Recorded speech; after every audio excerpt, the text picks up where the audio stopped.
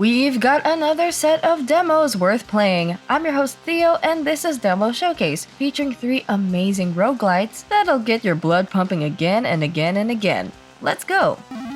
Savara seems kinda like your usual isometric roguelite, but what made this game memorable for us is just how polished its combat is. It incorporates a lot of balance we see in Souls-like games, creating that classic mix of the two genres that doubles the rewarding feeling of accomplishment as we persevere through the game's challenges. You'll be playing as the game's namesake, Savara, as you win the favor of the warrior god by taking part in the festivities. By festivities, we're talking about participating in various combat dimensions that'll put the most valiant warriors to the test. Savara has your usual arsenal of light and heavy attacks and an ult ability for each weapon, which is fun to use because it builds up fast enough for it to be a consistent tactical consideration. She can switch between 2 weapons via weapon switch attack. Not only do these switch attacks offer special properties such as increased range, but will also serve as an incentive to alternate between her 2 weapons. The dodging is reliable enough that you can just blame yourself if you ever do get hit by the game's well-telegraphed attacks. And there is that classic stamina system to prevent players from spamming attacks, to encourage methodical play.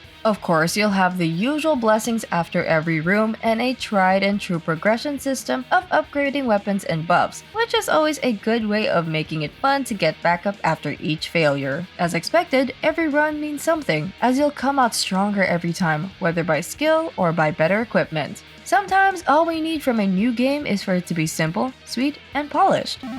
There is no shortage of bullet heaven roguelites with a gothic horror setting. In fact, it tends to be one of the first things we think about when relating to anything that was inspired by vampire survivors. But Midnight Horde is able to set itself apart from the rest in its base building and verticality. You're constantly climbing and doing parkour when dealing with hordes as opposed to the flat battlegrounds seen in other bullet heavens. Castlevania has always been an inspiration in this genre, but seeing your character jump around castle walls like Soma Cruz is a breath of fresh air. It adds a new layer of strategy when kiting hordes, as you have to constantly take into account gravity as you traverse. Do you decide on a fast descent to gain some quick distance? Jump to the next building? Or would you climb all the way to the top of a tower and reward yourself with a few seconds of mid-air safety by jumping off the roof right before the horde overwhelms you? Put all of that strategy on top of the directional limitation of the weapon to get, and you've got yourself a tactically engaging combat system.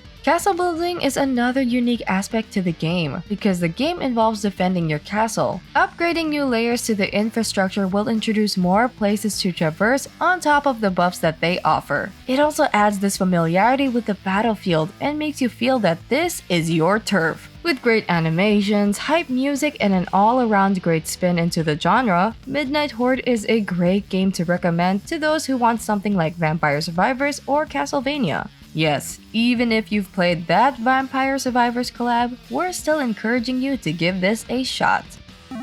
If you're in the mood to satiate your bloodlust through fast-paced demon slaying, then it's hard to go wrong with Hellbreak. This roguelite survivor shooter offers intense FPS combat as you face relentless hordes of demonic entities, all the while engaging with a progression system that involves currying favor with the demon lords. Meeting milestones such as killing a set number of demons with a particular weapon, or using spells a certain number of times will grant you rewards from these overlords of darkness. These boons can come in the form of various World War II era guns, buffs known as blessings, and magic spells which support the roguelite gameplay loop by making your trials more and more manageable as you get stronger. Of course, with this being a roguelite, you'll also come across buffs in the battlefield known as curses. It's the traditional choose between 3 mechanic that makes every run fresh. The demo is well worth your time if you're in the mood for some adrenaline-fueled slaughter and that hard rock doom vibe that really gets your blood running. You can check out all of these addicting roguelites on Steam right now, so you can experience them yourself. Links are down in the description below, and don't forget to leave a like and subscribe to our channel if you want more video game goodness. This has been Theo, and we'll see you in the next demo showcase.